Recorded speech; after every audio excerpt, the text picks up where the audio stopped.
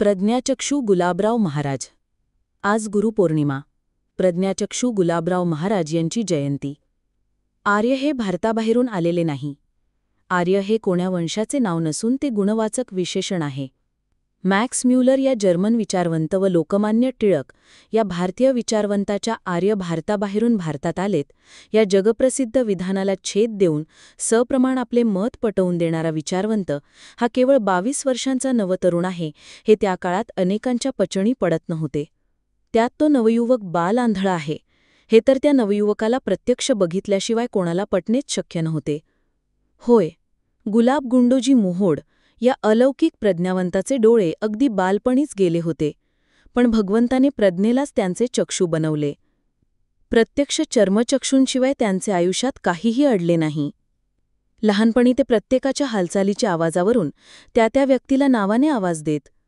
विहिरीवर पाणी आणायला जात तेव्हा प्रत्येक बाईच्या बांगड्यांच्या आवाजावरून त्या बाईला ते आवाज देत. त्यांना वाचनाची विशेष आवड होती, पण डोळे नसल्याने ते मोठमोठे ग्रंथ इतरांकडून वाचून घेत. एकदा ते एका ग्रंथासाठी वाचनालयात गेले असता तो ग्रंथ सगळीकडे शोधूनही भेटत नव्हता, तेव्हा अमुक ठिकाणी शोधा, तिथेच आहे तो ग्रंथ, असे त्यांनी सांगितले. तो ग्रंथ खरोखर तिथेच भेटला होता. प्रज्ञाचक्षू गुलाबराव महाराज हे भारतीय संत परंपरेतले एक अलौकिक रत्न होते.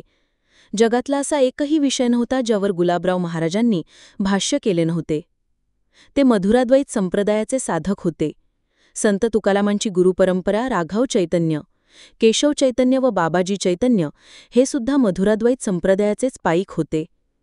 कृष्णाची मधुरा भक्ती आणि अद्वैत तत्त्वज्ञानाचे चिंतन हा या संप्रदायाचा पाया आहे. गुलाबराव महाराज स्वतःला ज्ञानेश्वर कन्या म्हणवून घेत, तसेच ते स्वतःला श्रीकृष्णाची पत्नी पंचलतिका समजत. यामुळे ते बरेच वेळा नऊवारी लुगडे, डोक्याला कुंकू व गळ्यात मंगळसूत्र अशा स्त्रीवेशात राहत. आपल्या 32 याच्या आयुष्यात गुलाबराव महाराजांनी भरभरून ग्रंथनिर्मिती केलेली आहे, पण गुलाबराव महाराज व इतर संतांच्या ग्रंथरचनेची जर तुलना केली तर इतर सर्व संतांचे साहित्य हे बाळबोध ग्रंथ आहेत. म्हणजे त्या विषयाचा गंध नसला तरीही ग्रंथ वाचत वाचत त्यातील ज्ञान उलगडत जाते. पण गुलाबराव महाराजांची ग्रंथनिर्मिती ही बाळबोधतेच्या पलीकडची प्रज्ञाबोधात्मक आहे. अध्यात्माचे प्राथमिक ज्ञान असल्याशिवाय गुलाबराव महाराजांचे ग्रंथ कळतच नाही.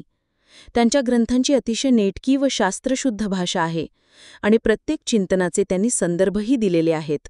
ज्या कोणाला वाटते की आपण संत साहित्याचा भरभरून अभ्यास केलेला आहे व अनेक आध्यात्मिक ग्रंथ आपल्या गळी उतरलेले आहेत, त्यांनी गुलाबराव महाराजांचे साहित्य अभ्यासावे.